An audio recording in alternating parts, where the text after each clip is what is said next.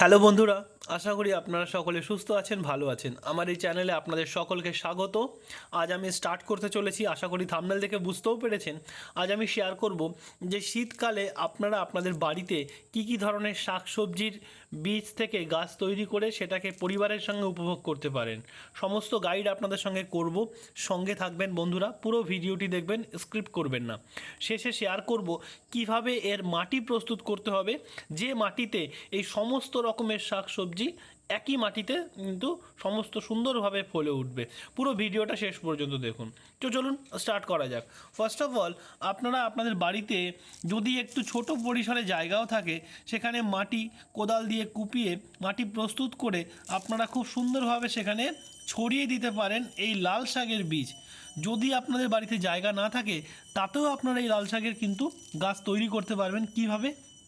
যদি কোনো টব থাকে, যে টবটা গামলা মতো হয় না, প্লাস্টিকের বড় ছড়ানো গামলা অথবা মাটির গামলা, সেগুলোতে কিন্তু আপনারা খুব সুন্দরভাবে এই লাল শাকের বীজ কিন্তু আপনারা বুনে দিতে পারবেন।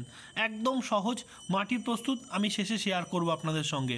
পরবর্তী এই শীতের শুরুতে আপনারা কিন্তু খুব সহজেই বাজার থেকে এইভাবে পালং শাকের বীজ, এটা হলো পালং শাক, এই পালং শাকের বীজ আপনারা সংগ্রহ করে সেখানেও আপনারা গামলাতেও অথবা ছোট্ট যদি পরিসর থাকে, আপনাদের বাগান থাকে, সেখানে কিন্তু আপনারা সহজেই কিন্তু এই পালং শাকের বীজ বুনে সেখান থেকে কিন্তু পালং শাক আপনারা খেতে পারবেন বন্ধুরা।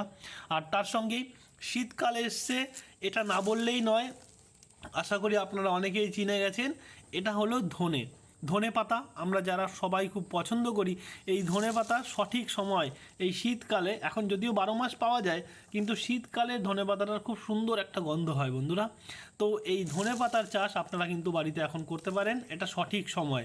আর তার সঙ্গে যদি কোনো অল্প একটু জায়গা, কোনো বিশাল কোনো বিস্তারিত জায়গা লাগে না, এটা হলো মিষ্টি কুমড়ো।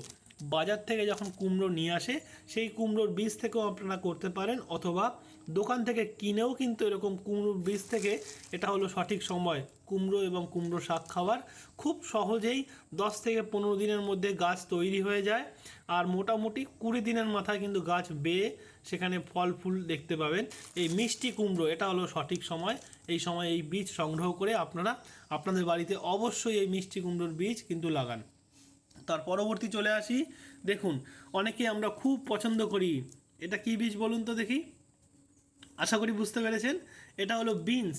বরবটি নয়, বরবটিও লাগাতে পারেন, বরবটি বা বিনস দুটিই লাগাতে পারেন, কিন্তু অবশ্যই বলবেন যেন শীতকালের বরবটি দেয়। শীতকালের বরবটির বীজ আপনারা সংগ্রহ করবেন, তাতে কি হবে, ছোট ছোট গাছের মধ্যে খুব তাড়াতাড়ি কিন্তু ফল চলে আসবে, খুব তাড়াতাড়ি অনেক বড় বড়োভাবে বেয়ে যাবেন আপনাদের বরবটি গাছ। আর এটা হলো বিনসের বীজ, এই বিনসগুলো কিন্তু শীতকালের বীজ, এটাও খুব ছোট ছোট গাছের মধ্যে প্রচুর পরিমাণে বিনস ফলবে। আর তার সঙ্গে পরবর্তী দেখুন, এটা আমাদের খুব প্রিয়, চিনতে পেরেছেন আশা করি, এটা হলো শশা বীজ। আপনারা বলবেন যে শীতকালের শশা দিতে, শীতকালের, গরমকালে শশা দিলে কিন্তু এখন হবে না, তাতে কি হবে, শুধু ফুল হবে, ছোট গাছের মধ্যে ফুল হয়ে যাবে, ফল আসবে না বন্ধুরা। অবশ্যই বলবেন শীতকালে শশা দিতে, তবে এই শীতকালে শশা লাগানো এটা হলো সঠিক সময় বন্ধুরা। আর এর সঙ্গে সঙ্গে যেটা রয়েছে, সিম গাছ। আশা করি অনেকের বাড়িতে অলরেডি সিম গাছ প্রস্তুত হয়ে গেছে, সিমের ফুল আসা শুরু হয়েছে, বাট এখনও যদি আপনারা দেরি করে ফেলেন, সিম গাছ আপনারা বীজ সংগ্রহ করে লাগান, এটা হলো সঠিক সময় এই সিম পাওয়ার।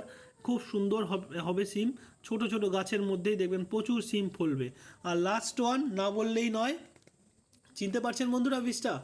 এটা হলো ভেন্ডি বীজ। ভেন্ডির বীজ আপনারা দোকান থেকে সংগ্রহ করবেন, ভেন্ডির বীজ, এটা হাইব্রিড ভেন্ডির বীজ, তার জন্য একটু রং করা রয়েছে এটা। এই বীজটা আপনারা সংগ্রহ করে মোটামুটি 1 মাসের মধ্যে আপনারা কিন্তু ভেন্ডি পাবেন আপনাদের গাছে বন্ধুরা।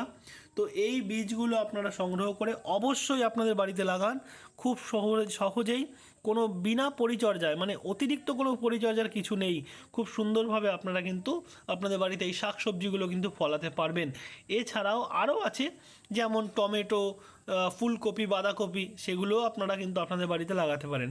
সেটা নিয়ে গাইড আমি পরবর্তী ভিডিওতে শেয়ার করব, যদি আপনারা কমেন্ট করেন তার পরিচর্যাও শেয়ার করব।